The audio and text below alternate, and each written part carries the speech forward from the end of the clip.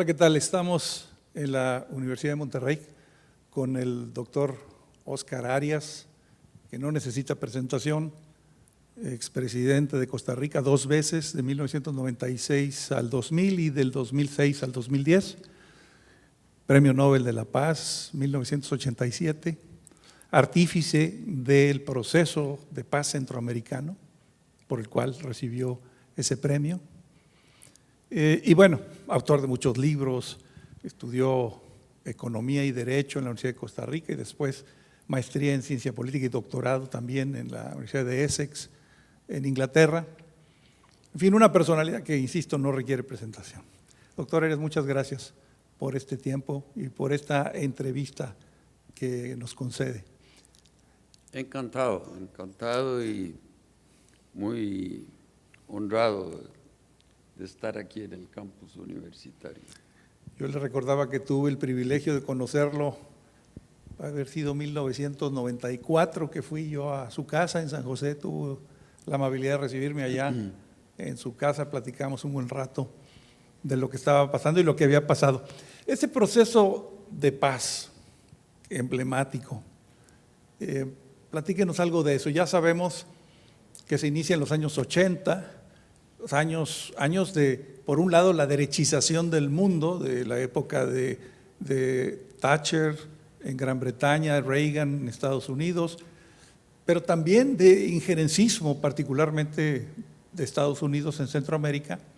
Había guerrillas, bueno, ya había ganado una de ellas, en Nicaragua, ya estaban los sandinistas en el poder, pero en El Salvador el Frente Farabundo Martí seguía peleando con el gobierno, en Guatemala había problemas, en todos lados había problemas, era una región con mucha violencia. ¿Qué fue el proyecto? ¿Cómo funcionó esta idea de juntar a todos los presidentes? Los juntó en Esquipulas, ¿no? Ahí se firmó el tratado. Platícanos un poco de este proceso. Bueno, en efecto, los costarricenses me honraron haciéndome presidente en 1986. Toda la región centroamericana estaba en una convulsión porque había casi que guerras civiles en Guatemala, en El Salvador y en Nicaragua.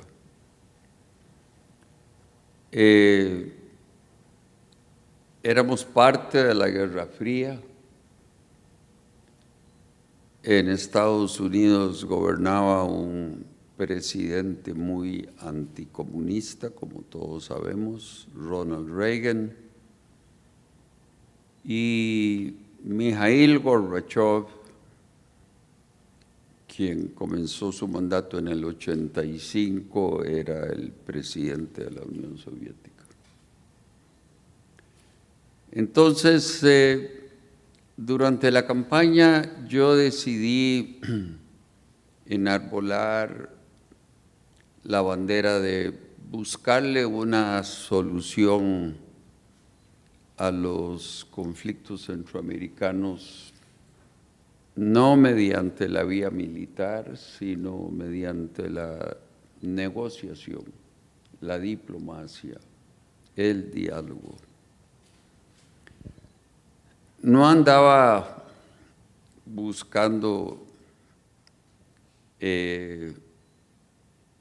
ninguna otra cosa que no fuera aislar a mi país, Costa Rica, de la violencia que se vivía en el resto de Centroamérica, porque como todo presidente uno quiere hacer lo mejor por su país.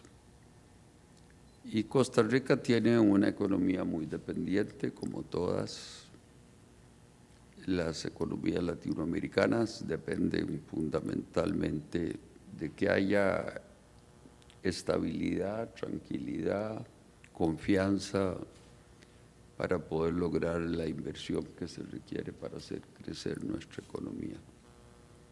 Y obviamente que la guerra en Centroamérica nos perjudicaba muchísimo. Además, a Costa Rica se le acusaba de haber permitido que la contra nicaragüense estuviese ocupando territorio nuestro. Una acusación nada infundada, porque en efecto teníamos a mucha contra nicaragüense hospedada en nuestro país. Los principales líderes de la contra vivían en Costa Rica, entre Costa Rica y Miami. Y entonces yo levanté esa bandera de buscar una negociación. Pero la verdad es que ya existía una iniciativa de paz, conocida por todos ustedes, los mexicanos, la iniciativa de paz de Contadora. Y yo lo único que hice fue apoyar la iniciativa de paz de Contadora como la solución latinoamericana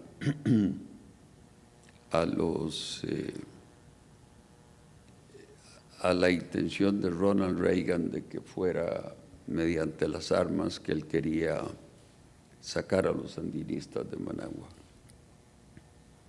Lamentablemente, la iniciativa de paz de Contadora fracasó. El gobierno mexicano la impulsó con mucha fuerza, igual que muchos otros gobiernos latinoamericanos. Pero fracasó porque estaba fundamentada en buscar un equilibrio en la fuerza militar de cada uno de los 5 países centroamericanos. Y eso es sumamente difícil. Poner de acuerdo a los militares guatemaltecos con los hondureños, con los salvadoreños, con los nicaragüenses, era algo que ni Estados Unidos le iba a permitir a sus amigos, ni Fidel Castro ni Gorbachev le iba a permitir al gobierno sandinista. Entonces, lamentablemente sucumbió y de un momento a otro no quedó nada más que la guerra. Yo comencé en mayo de 1986, mi primer mandato. Y debo decir que el gobierno norteamericano apoyó a mi adversario económicamente. Yo era una piedra en el zapato para los Estados Unidos desde la campaña.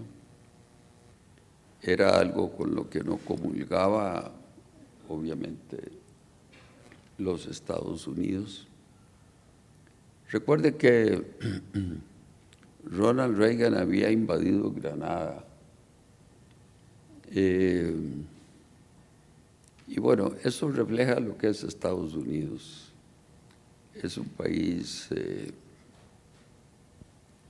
que anda siempre buscando un adversario, un enemigo. Y los sandinistas eran el nuevo enemigo. Si el gobierno de Granada era su adversario y lo invadió, obviamente que no querían una segunda Cuba en Centroamérica. Y ese fue el pretexto fundamental para armar a la contra. Entonces nos quedamos sin ninguna propuesta alternativa a la acción militar. Y cuando yo por primera vez me encontré con el presidente Reagan en la oficina Oval, en la Casa Blanca, sentí todo el poder de Norteamérica, porque era inusitado para Estados Unidos en aquel entonces, al igual que hoy, que alguien le dijera que no estaba de acuerdo en algo tan importante para el gobierno norteamericano como apoyar a la contra y terminar con el gobierno sandinista por la vía militar. Entonces fue bastante complicada mi relación con los Estados Unidos. Desde esa primera visita, el vicepresidente Bush, quien había estado en mi toma de posesión, yo le había dicho, mire, Costa Rica y Estados Unidos son países amigos, siempre lo han sido, pero los amigos a veces coinciden, a veces discrepan, y yo quiero que usted sepa que yo hice mi campaña con una bandera muy distinta a la política de Estados Unidos aquí, de tal manera que con respecto a esa política de Washington, mi gobierno va a discrepar. Nosotros no estamos de acuerdo. Y yo no tenía ninguna otra opción que apoyar a Contadora hasta que al mes más o menos de haber iniciado yo mi gobierno, los cancilleres no se pusieron de acuerdo y sucumbió la iniciativa de paz de Contadora. Yo le hablé al vicepresidente en esa visita a Washington en diciembre del 86. Me hice acompañar de los presidentes de los supremos poderes para demostrar que éramos una democracia ejemplar. El poder legislativo, el poder judicial y lo que en Costa Rica es su cuarto poder, que es el poder electoral. Tenemos un Tribunal Supremo de Elecciones que nos garantiza elecciones libres y por eso en Costa Rica muchas generaciones han vivido y no conocen la palabra fraude, porque todos saben que las elecciones son siempre limpias, transparentes y nadie las cuestiona. Sin embargo, de nada me sirvió cuando nos enfrentamos con la prensa, todas las preguntas tenían que ver sobre cómo me atrevía yo a discrepar de los Estados Unidos. Y le dije al vicepresidente Bush, yo quisiera verlo a usted por aparte, yo no voy a cambiar y ustedes tampoco van a cambiar. Yo voy a regresar a mi país y voy a tener que hacer algo para presentar una alternativa a la política de ustedes, porque no me dejan ninguna otra opción. Entonces, en efecto, regresé a mi país y en enero redacté lo que yo llamé un plan de paz, que comenzaba, por supuesto, por un cese al fuego, pero, digamos, el leitmotiv de ese plan de paz era que la democracia era un requisito, fundamental, una condición fundamental para una paz duradera en la región. Con esto, digamos, estaba obligando a los sandinistas a que tenían que convertir ese país en una democracia.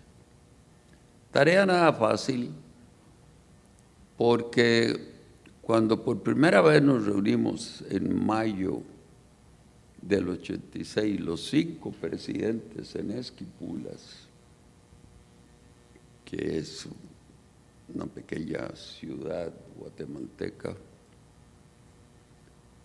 Daniel Ortega, ante mi sugerencia de que el mundo entero esperaba al apoyar al sandinismo contra la dinastía de Somoza, lo que pensaba era de que construyeran una verdadera democracia y no una segunda Cuba. Su respuesta fue: lo que usted puede tener seguridad, presidente Arias, es que no vamos a construir una segunda Costa Rica.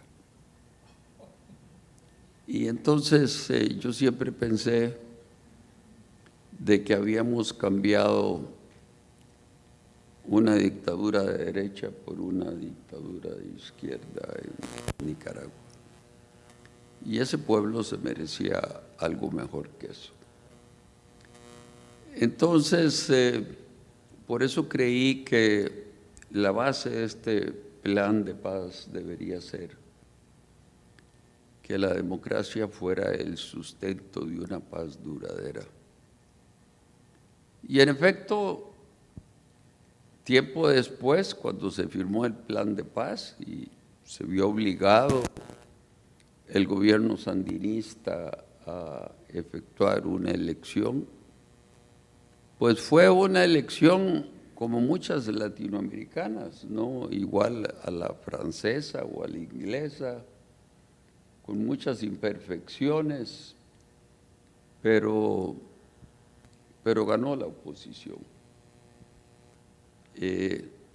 Obviamente que nadie creía que podía ganar la oposición.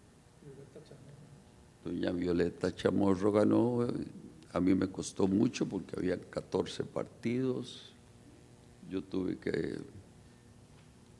pedirle a todos los demás que se quitaran, que dejáramos a doña Violeta, que era la viuda de una figura muy importante en la vida política de Nicaragua, como su marido.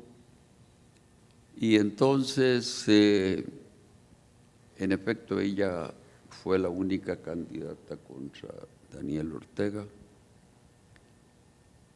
Y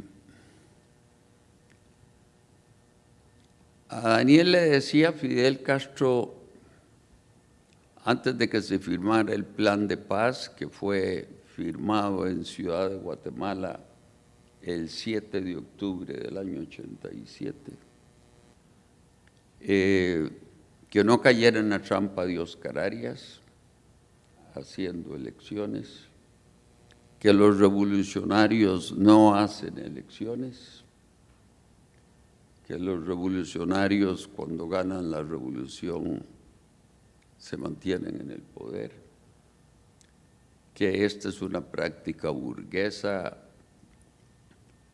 rifar el poder político. Y antes de esta reunión de principios de agosto del 87, yo vine aquí a este país en visita oficial en febrero a ver al presidente de la Madrid. Visité toda América Latina pidiéndole apoyo para el plan de paz. Visité los principales países de Europa.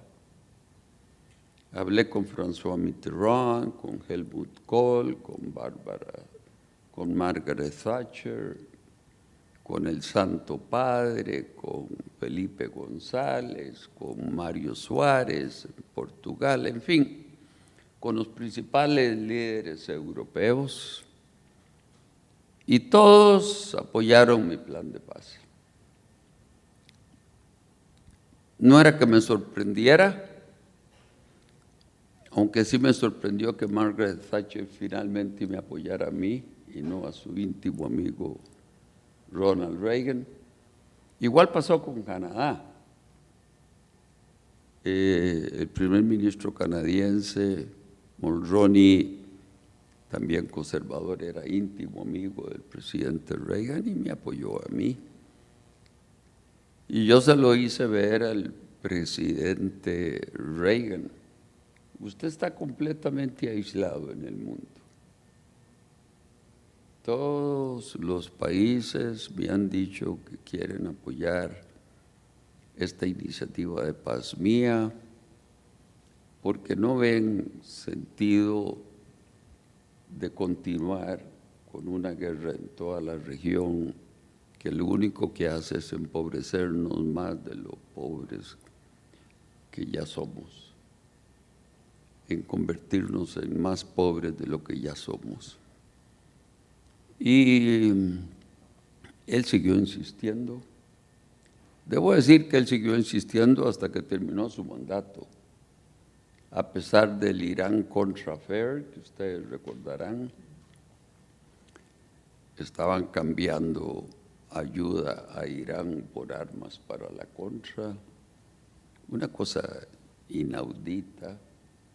Mucha gente fue condenada a ir a la cárcel y no fue a la cárcel porque después el ya presidente George Bush los perdonó. De otra manera hubieran estado en la cárcel muchas de estas figuras sumamente importantes en su tiempo. Entonces, de ahí, esa es una larga historia en pocas palabras. Ahora, usted fue presidente en un segundo periodo, de 2006 a 2010, y le tocó en Estados Unidos ya otro tipo de gobierno, con los demócratas, ¿no?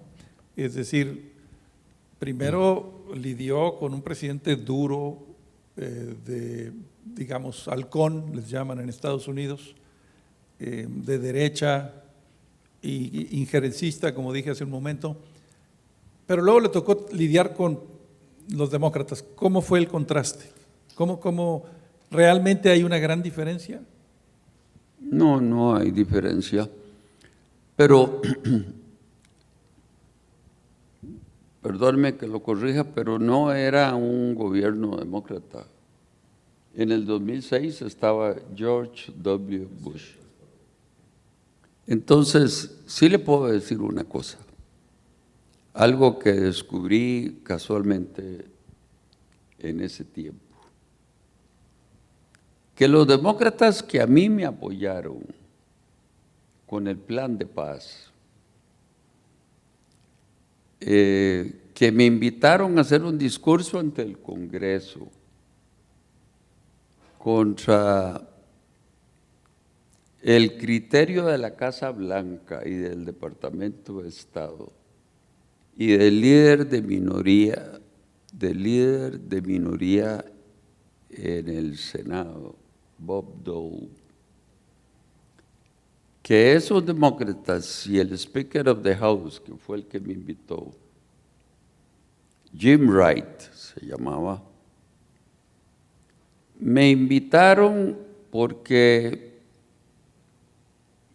querían estar contra Ronald Reagan, pero no porque les importara mucho el que nos matáramos los centroamericanos. Y esto lo digo porque cuando le pedía a los demócratas en mi segundo mandato que me apoyaran con el Tratado de Libre Comercio, ustedes ya habían pasado NAFTA y nosotros teníamos algo que se llamaba parecido CAFTA, Central American Free Trade Agreement. Cuando le pedí a los demócratas, ayúdenme, porque esto es importante para la región, me dijeron, presidente, no le podemos ayudar esta vez. Y de nuevo, me di cuenta que no era porque les importara el bienestar de Centroamérica, sino que querían estar contra George W. Bush. Eso hoy es peor, infinitamente peor esta polarización norteamericana, como ustedes lo saben muy bien. Es una guerra bastante salvaje, la política, si uno realmente piensa en que tiene una visión de mundo, que tiene sus propias ideas, sus propios valores, sus propios principios morales, éticos, políticos,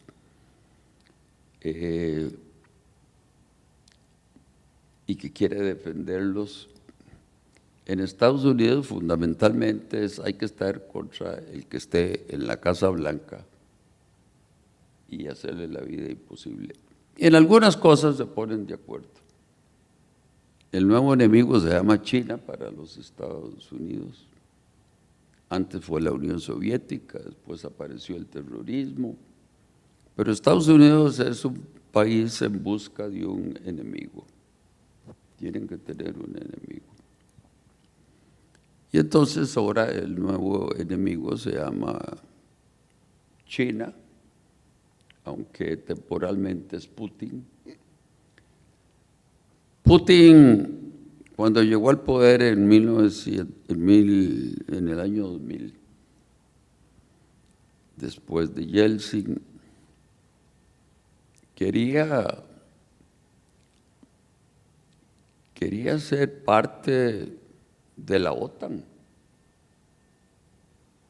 Y le dijo a los norteamericanos, la OTAN nació para pelear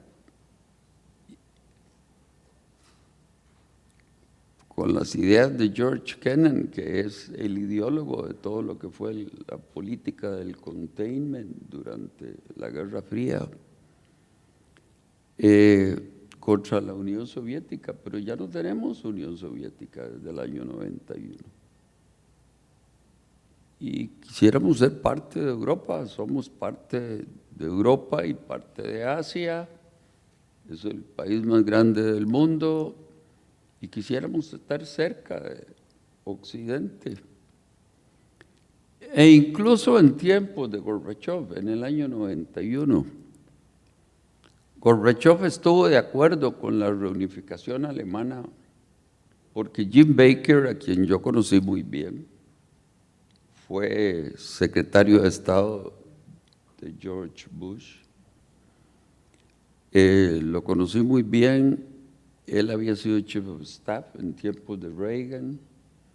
Yo decidí no pagar la deuda externa y sentarme a renegociarla, cosa que logré, y le pedí ayuda a Jim Baker y me ayudó. De tal manera que con esa amistad, cuando yo hablaba con él, le dije, ¿cómo es posible que Estados Unidos continúe creyendo que debe expandir la OTAN cuando ya no tiene un enemigo? Y debo decir algo, que yo conocí también a Wolfowitz, quien después fue presidente del Banco Mundial.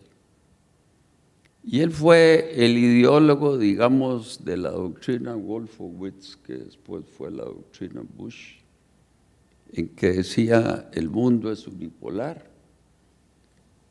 Se disolvió nuestro enemigo, se acabó, se enterró, nosotros mandamos como los únicos líderes del mundo y por lo tanto hacemos lo que nos venga en gana.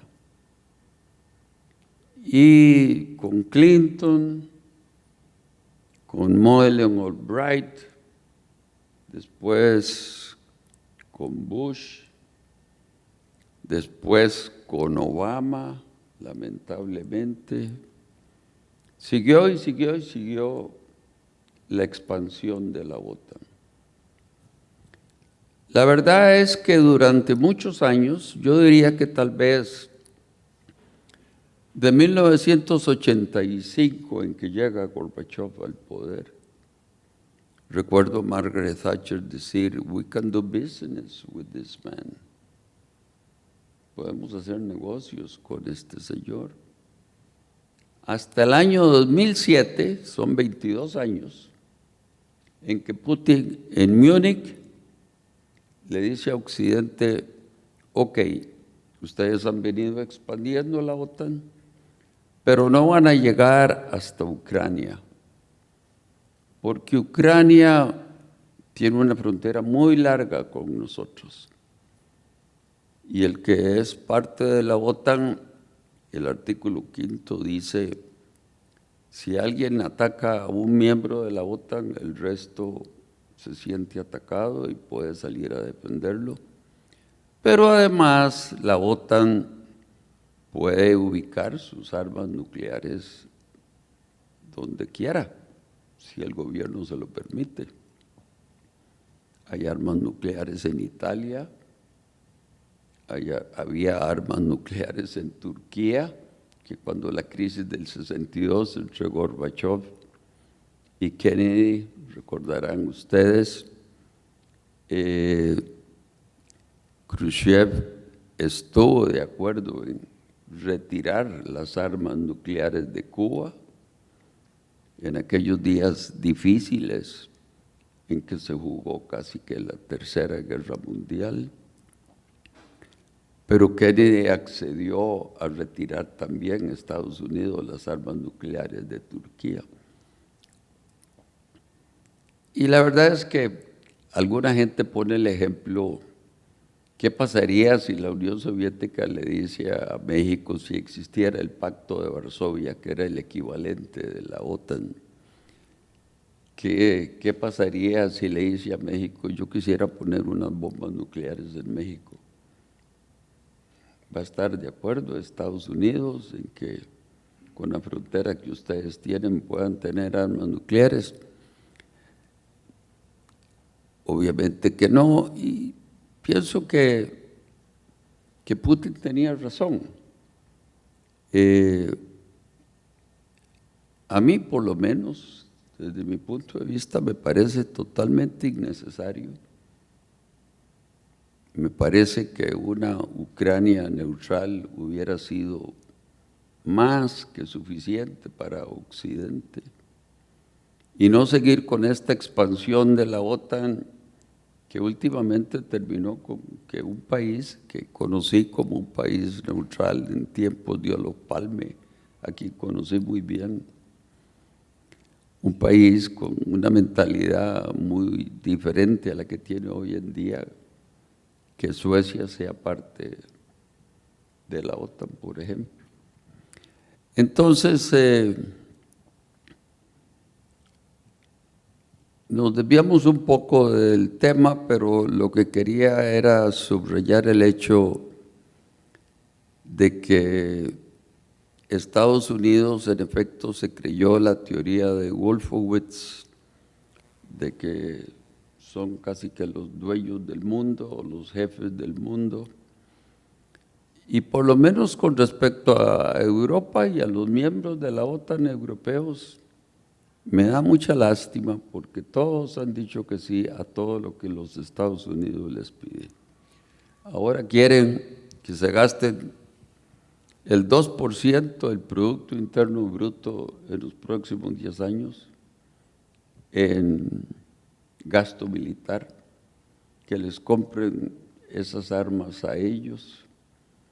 Y cuando yo veo al Congreso de Estados Unidos aprobar más ayuda para Zelensky, Zelensky no ve $1 de ese dinero. Todo va para las fábricas de armamento de los Estados Unidos. Yo quisiera preguntarle, ya que tocó y pasó por el momento no solamente del derrumbe del bloque socialista, sino también del surgimiento de la globalización, que es lo mismo, es en la misma época, es una bisagra, y también con la globalización el surgimiento de Internet, que a mi juicio trajo una cosa buena y una cosa mala, y mezcladas generan una bomba de tiempo. Lo bueno fue, digámoslo de alguna manera, la democratización del conocimiento, la redistribución de la información. Lo malo fue la concentración de la riqueza mayor todavía y el ensanchamiento de la desigualdad. Y cuando se mezclan esas dos cosas, creo yo, lo que pasa es que los muchos que tienen poco y deciden poco, saben lo suficiente para reclamarle a los pocos que tienen mucho y deciden mucho. Y esta combinación, esto ha generado lo que yo llamo la era de la ira. El mundo está enojado, las sociedades están enojadas. Y están enojadas, creo yo, en buena medida, con justa razón, por la desigualdad, por las injusticias, por muchas cosas. Pero quienes se han aprovechado de este enojo legítimo no han sido quienes quieran construir una socialdemocracia nueva, por ejemplo, sino los populistas. Populistas de derecha como Donald Trump, o de izquierda como el propio presidente de México, lo digo yo, no usted, y de muchos otros tipos ideológicos, Hungría y Turquía, y en fin. Ese populismo que está recorriendo el mundo y que se está aprovechando del enojo, de ese enojo social, está generando también algún tipo de violencia. Por lo pronto, violencia verbal, que es una antesala también de la violencia física. Vemos en Estados Unidos pues una sociedad polarizada, como decía usted hace un momento, pero no solo polarizada, con violencia continua, 2 atentados en contra de uno de los candidatos, amenazas a otros. Vemos que esa paz por la que usted luchó en Centroamérica y que además la logró, pues un logro impresionante en aquellas épocas sobre todo, viniendo además de un país pacífico como Costa Rica, que tiene una larga tradición, no solo de pacifismo, sino de democracia también. ¿Cómo ve esta situación mundial, este surgimiento de gobiernos populistas y en buena medida beligerantes, aunque sea solo al principio de manera verbal, que atizan, digamos, el discurso del odio, la división, la separación? Y yo creo están sentando de alguna manera cimientos de un momento violento, una época violenta, de la era de la ira. Pues al igual que usted, pienso que es muy lamentable que esto haya sucedido. En cada país las razones son diferentes para que estos populistas alcancen el poder. Ahora, para aquellos políticos como yo, de que consideran que el tener un micrófono en la mano y habiéndose dedicado a la política durante toda su vida, uno tiene el deber de decirle a la gente lo que debe saber y no lo que quiere oír, de que no se es decente en política si no se es docente, de que ganar elecciones siguiendo encuestas o focus groups es muy fácil, es cuestión de complacer, pero gobernar no debe ser nunca complacer, debe ser señalar rumbos, buscar construir una sociedad mejor, educando. Y quien gana elecciones mintiendo, ofreciendo cosas que no va a poder hacer, pues no es difícil. La gente está ávida por que le ofrezcan cosas fáciles que se puedan ganar sin trabajar, sin adquirir los conocimientos necesarios para poder tener una movilidad social en una sociedad llena de carencias. Si lo hizo Hitler con un pueblo culto como el alemán, ¿por qué no lo va a hacer Erdogan? ¿Por qué no lo puede hacer un candidato mexicano? ¿Por qué no lo puede hacer Hugo Chávez? ¿Verdad? En las reuniones de presidentes recientes que teníamos, a mí me tocó ser presidente en el segundo periodo con Calderón. Yo era casi que el único presidente que tenía discusiones con Chávez. Todo el mundo le oía sus tonterías. Sabía que estaba conduciendo a Venezuela a un precipicio,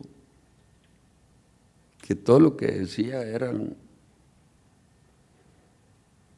cosas poco fundadas. Y sin embargo, ahí siguió y siguió y siguió.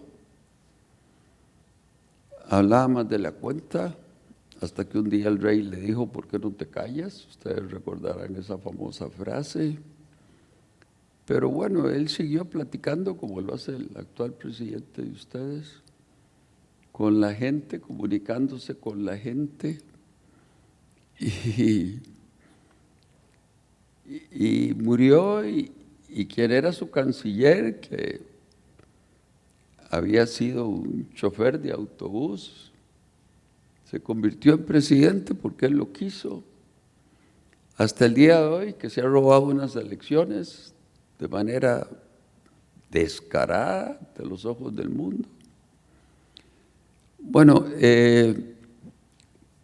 por lo que usted apunta,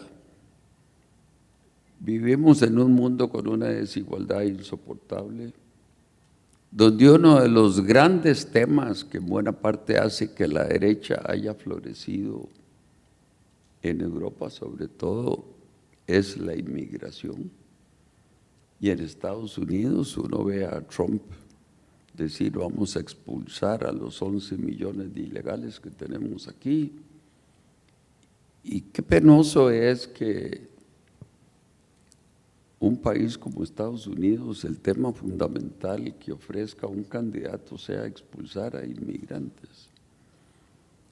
Y en Europa, digamos, en Alemania, Alternativa por Alemania, ganando estas elecciones recientes, fundamentalmente por el tema migratorio. Y que no se den cuenta los países ricos, ciertamente no Estados Unidos, de que la pobreza no necesita pasaporte para viajar. Ahí están los pobres del mundo entero en la frontera de México con Estados Unidos. Y también no les importa arriesgar sus vidas, y muchos se ahogan cruzando el Mediterráneo con tal de llegar a suelo europeo. Y lo que más hierve mi sangre es el gasto militar. 2,4 billones el año pasado en armas y soldados. Billones nuestros, millones de millones. Exactamente. $1 trillion solo el presupuesto de Estados Unidos. ¿Y cuánto va a ayuda para la cooperación? Unas cuantas pesetas. De los países ricos es el que menos destina a cooperación. Cooperación a la África, cooperación a América Latina. Y no que lo hagan por caridad, que lo hagan por conveniencia, que lo hagan por su propio interés, de que la gente pobre, sobre todo donde hay opresión, pero ya con la pobreza que existe y esa desigualdad que usted apunta con mucha razón, ahora puede ser que no sea solo culpa de los países ricos, también tenemos nosotros mucha culpa, por supuesto. Y a mí me enervía la sangre cuando yo veía que, se lo decía Lula, por ejemplo, ¿cómo se va a gastar usted billones de dólares comprando armas sofisticadas con un Brasil, con una pobreza como la que tiene? ¿Cómo puede Hugo Chávez comprarle a Putin miles de billones de dólares en armas cuando tiene la pobreza que está creando usted todos los días? Y va a crear más, y en lugar de dedicar sus escasos recursos a satisfacer las necesidades de este pueblo, Sigue usted comprándole armas a Putin, ¿para qué las necesita? Pero eso es lo que estamos viviendo hoy en día. El tema de la desigualdad para los países ricos, sobre todo para Estados Unidos, no le importa, ni siquiera le importa la desigualdad en su propio país, menos le va a importar el que los latinoamericanos, algunos países asiáticos, los africanos del África subsahariana, pero también muchos de los del norte del África quieran emigrar. Entonces, bueno, y los del Medio Oriente, porque por supuesto que cuando la señora Angela Merkel permitió que más de 1 millón de sirios llegaran, eso fue lo que más fortaleció a la derecha alemana, que hoy está creciendo en las urnas. Entonces, todas estas cosas lo que nos hacen pensar es, tenemos un sistema de valores que no está bien, las prioridades que ese sistema de valores nos permite escoger son las equivocadas.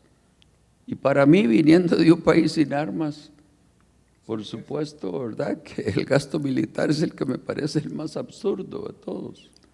Dijo usted una cosa que me gustó mucho, no se puede ser, en política no se puede ser decente si no se es docente. Hay que educar, gobernar es educar también.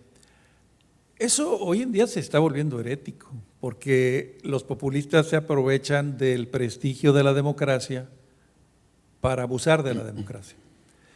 Y aquello, yo recuerdo siempre esa maravillosa obra de teatro de El enemigo del pueblo, de Ibsen, la verdad no depende del número de quienes la profesen, y las masas se pueden equivocar. Esta idea de que yo puedo manipular a la gente, porque si yo me vuelvo una figura de culto, si yo gobernante populista me vuelvo una figura de culto y la gente me idolatra, lo que yo les diga lo van a hacer. Es la representación inversa. No es el líder populista el que representa la voluntad y la voz del pueblo, sino el pueblo el que representa la voluntad del líder populista. Y ese líder populista, voy a decir un caso de un país, no me quiero meter a temas de México, pero voy a decir el caso de un país que quiero mucho. Ese líder populista va y dice, voy a hacer una reforma judicial que le va a ayudar mucho a la gente, porque la gente va a elegir a los jueces, y la gente dice sí y aplaude esa reforma, y en el fondo la gente no va a elegir a los jueces, los va a elegir un partido político, el partido en el poder. Pero bueno, el hecho es que cuando se llega al caso en el que se plantea una reforma en que tirios y troyanos, expertos del mundo entero, dicen está mal, la respuesta categórica es la voluntad del pueblo, porque yo lo planteé y la gente dice que sí. No le pregunto del caso de México, vámonos a otros casos. Trump en Estados Unidos empieza a hablar de teorías de la conspiración, se las creen, las asumen. QAnon, este fenómeno rarísimo, perverso, de una secta político-religiosa que dice que Trump es un ángel bajado del cielo, en fin, empiezan a darse una serie de cosas de la posverdad. Pero como la mayoría las avala, entonces son reales. ¿La mayoría determina lo que es cierto? ¿O la mayoría determina simplemente quién debe gobernar? ¿Cómo podemos ponerle límites a ese fenómeno de desvirtuación o de manipulación de la democracia? Porque la democracia está siendo manipulada por los populistas. Eso es muy cierto, uno puede manipular a la gente, por supuesto.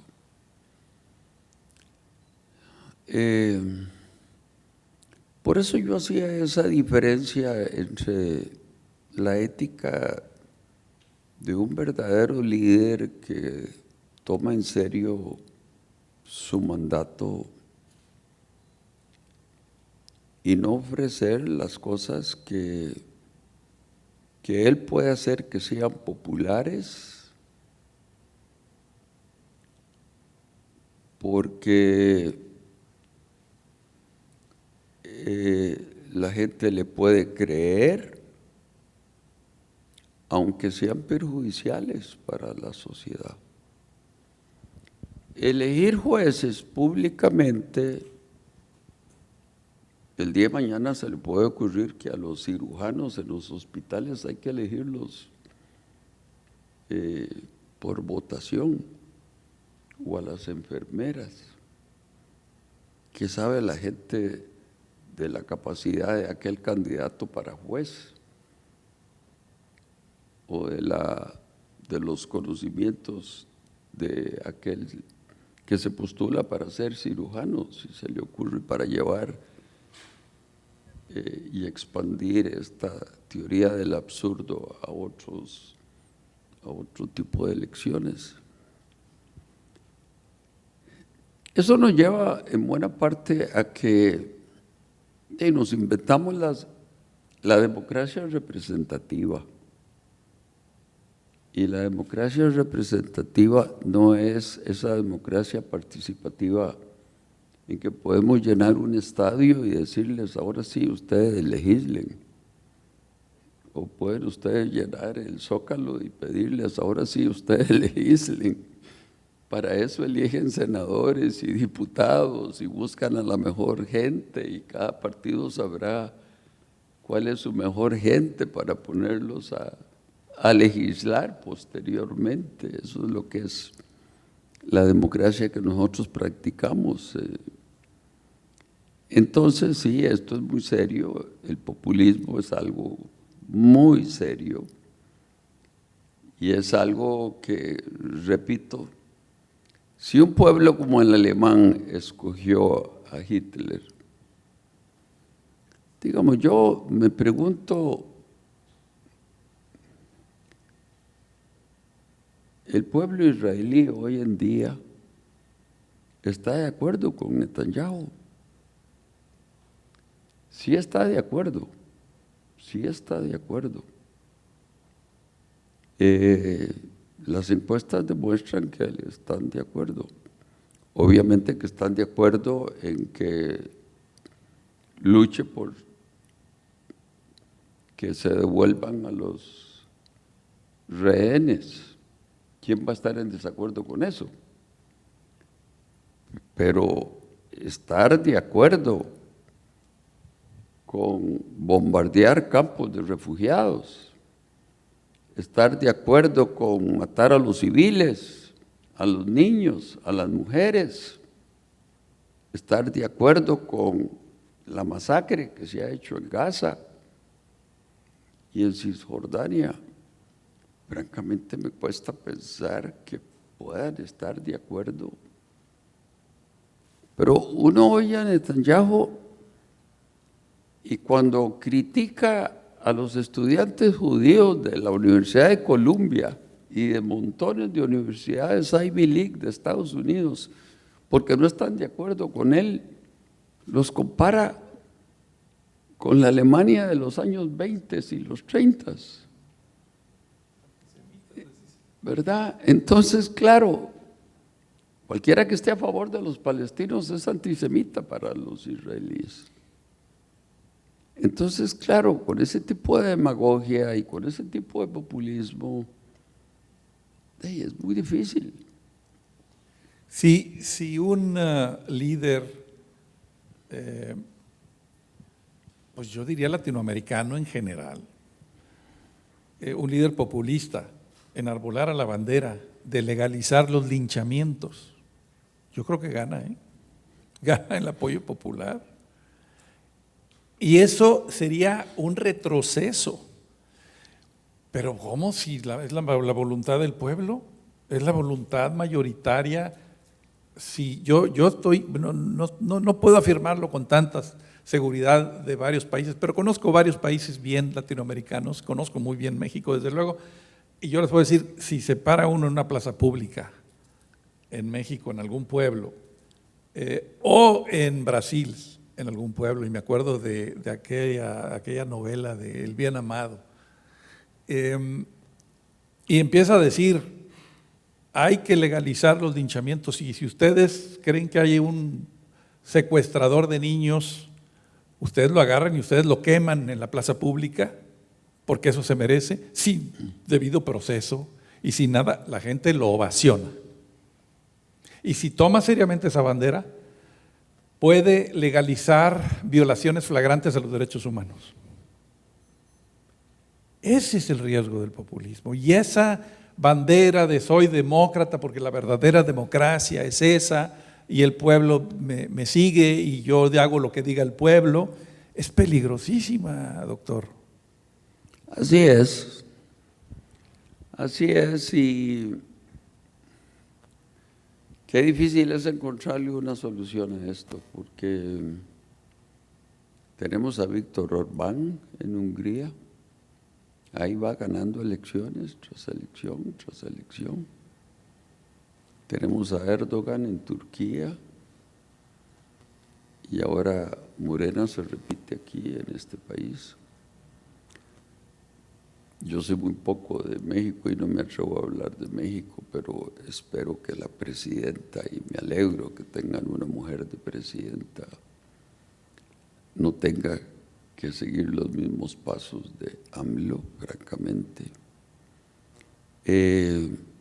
Pero ese es un riesgo que tiene cualquier sistema democrático en el mundo. Saber escoger a sus líderes. Usted mencionó que yo me doctoré en ciencia política. Eso me permitió leer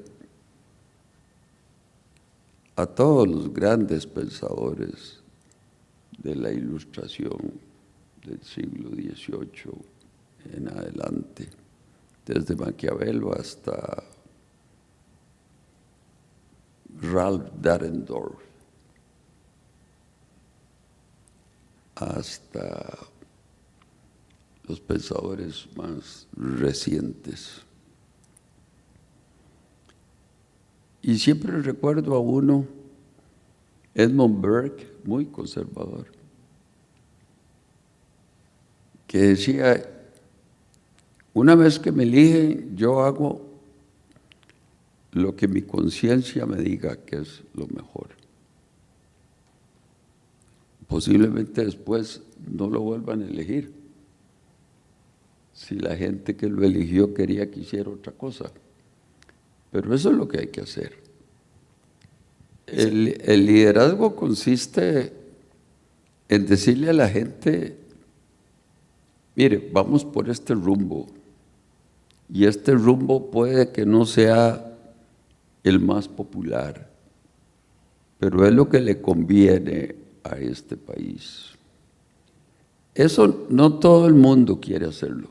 Yo debo decirle, en honor a la verdad, que los dos grandes temas míos en las campañas políticas fueron absolutamente impopulares. Cuando yo discrepaba con Estados Unidos en mi campaña y teníamos montones de canciones, paz para mi tierra, paz para mi gente, paz para las madres, paz que amamos tanto.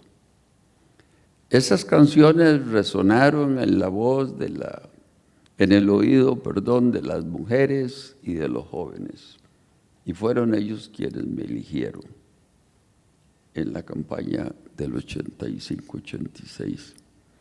Toda la prensa estaba en contra.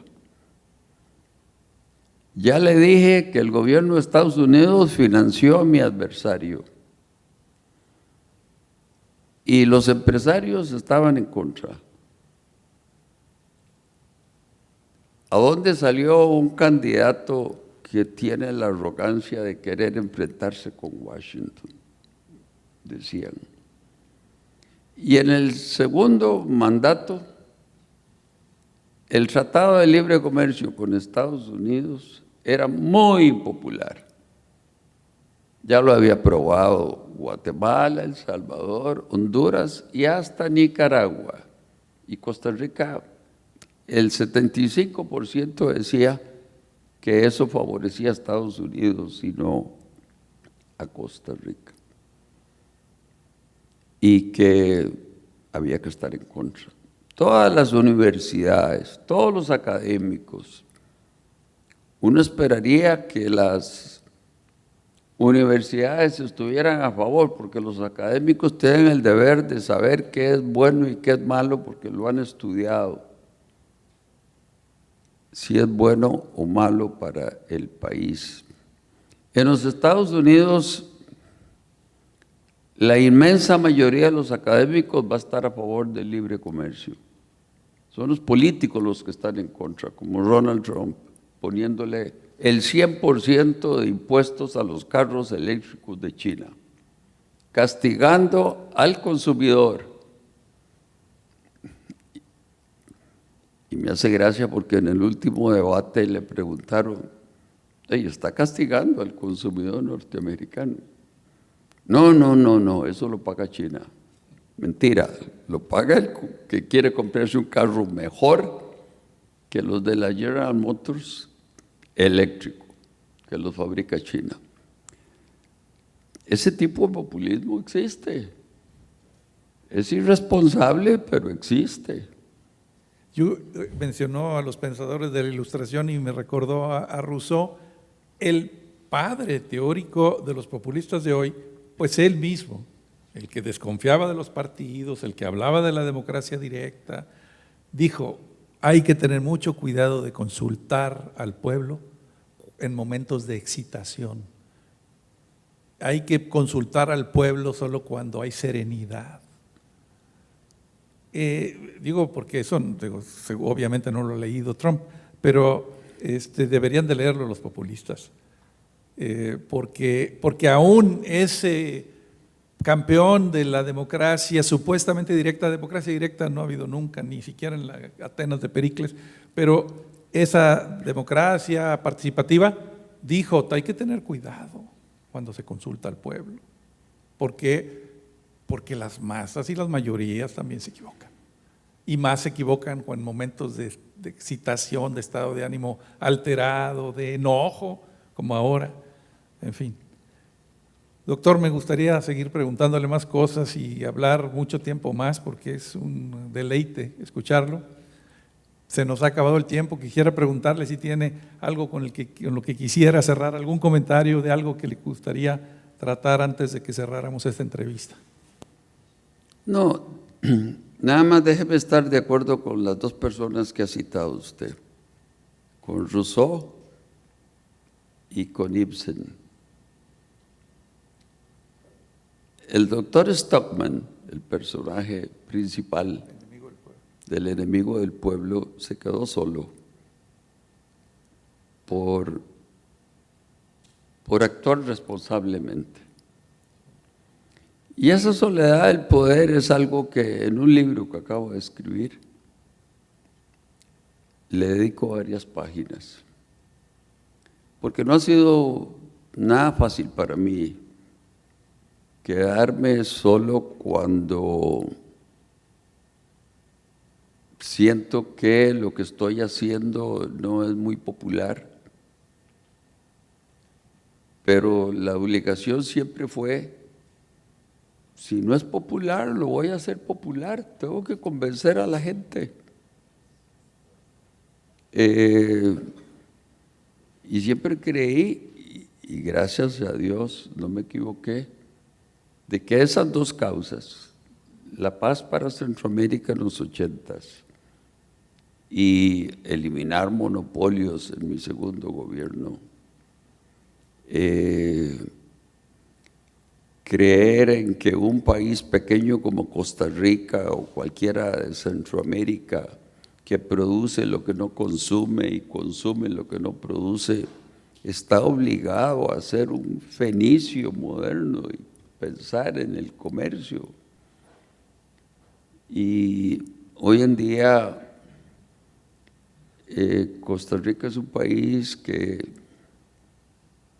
tiene un banco de 3 patas y 2 de esas patas nacieron en mi primer gobierno. un turismo que sigue creciendo a pesar de todo, porque nos ha infiltrado el narcotráfico en buena parte, porque tenemos un país muy abierto, porque no tenemos suficiente policía, obviamente que no tenemos ejército y nunca lo vamos a volver a crear. Es la mejor decisión que tomó mi país hace ya 75 años.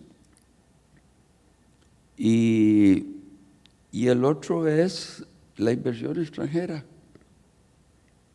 de lo que se beneficia México muchísimo. Entonces, haberle dicho al principal socio comercial, no queremos tener libre comercio con ustedes, pues era una verdadera estupidez. Y sin embargo, como le dije, el 75% la apoyaba.